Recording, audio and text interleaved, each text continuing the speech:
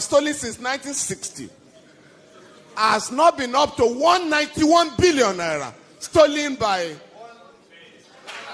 an executive of a bank.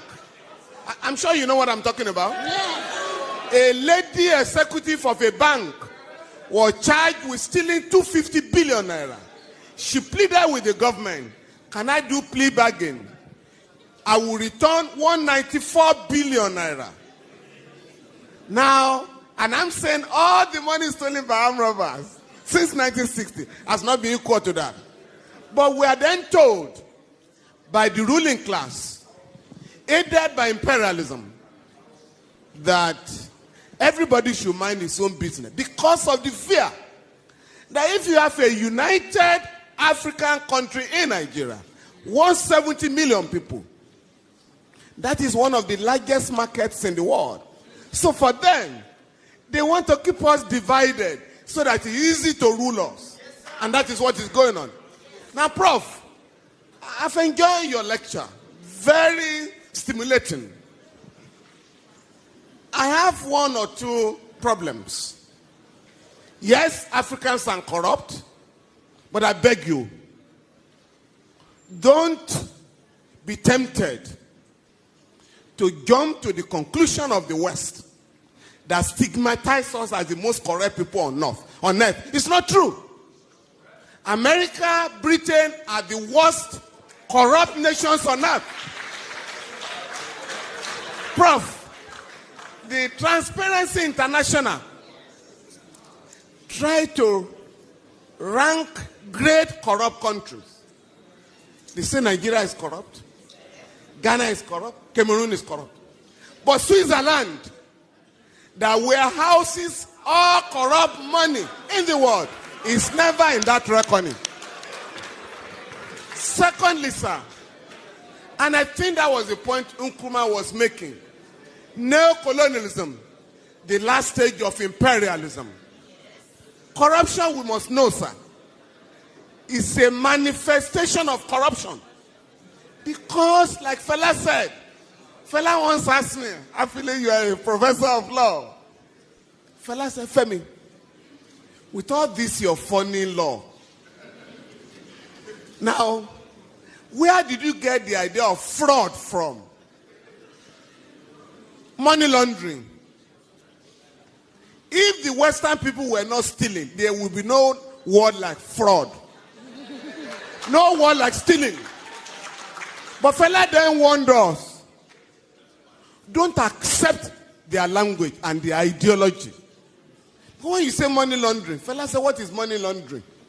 But if you say a man is a thief, in the school, his children will be ashamed when you say your father is a thief. But when you say the man is engaged in money laundering, it means nothing. Please.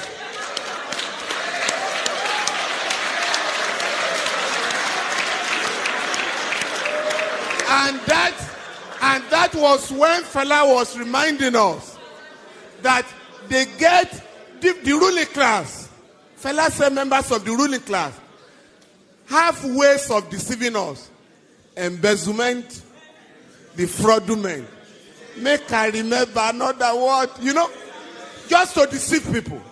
But if we are going to organize Africa, sir, we need to draw a line of dichotomy between the countries that are getting it right and those that are exposing Africa to shame.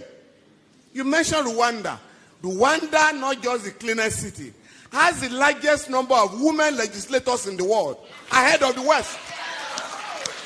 But here, you are told here, women are supposed to remain in the kitchen,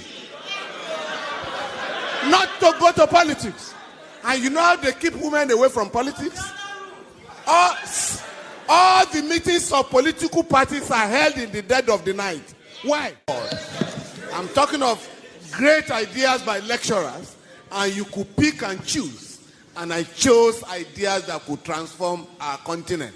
And when I went to practice, incidentally, I think Motoraya is left. Who asked the question?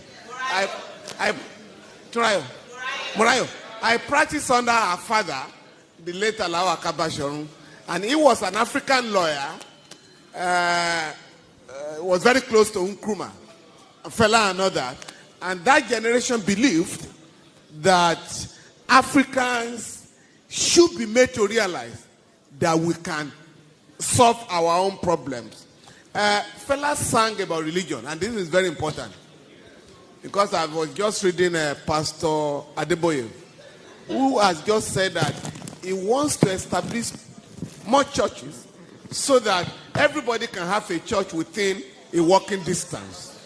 Now, Fela sang about religion and the danger of religiosity as opposed to spirituality. Now, Akadina Okoye has just given a beautiful reply this morning.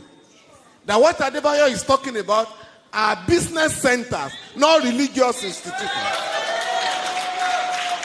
Please, and this is very important, they want to know how our young people can have these progressive ideas. Ayo, I would like to suggest to Yeni and other organizers of celebration, next year, please, have a session for musicians in Nigeria.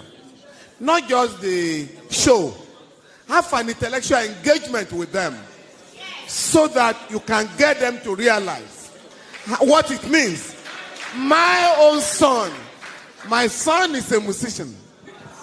And I asked him one day, where are you getting your ideas from? He said that you've forgotten that in your car, in our home in those days, you always play Fela. And I have learned about singing for relevance in our society.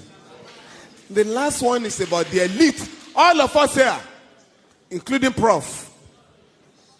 Fela decided to drop ransom from his name. You know Fela was Ransom Kuti.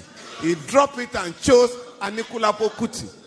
And that influenced many of us to also change our foreign name. Prof, by the way, I was also a Patrick, like you. Now, but I've thrown away that. But on our children, all of us can decide today. Because Prof made the point. We are all proud when a friend visits you and you say, greet your uncle. You speak the same language. That does not happen anywhere in the world. The late Ganifa Emi called my house one day. My last girl picked up the phone and said, who is speaking, please? And Gani said, please give the phone to your father. Is that not Femi Falana's house? The girl said, yes. Why are you speaking English to me? And I had to apologize. He didn't know you were, sir. In my home, my wife and I decided, since we didn't learn our own English in school, at home, we're never going to speak English to our children at home. Now, that has paid off. Contemporary and friends of my children ask them now, where did you learn your Yoruba from? And I think all of us can decide to teach our children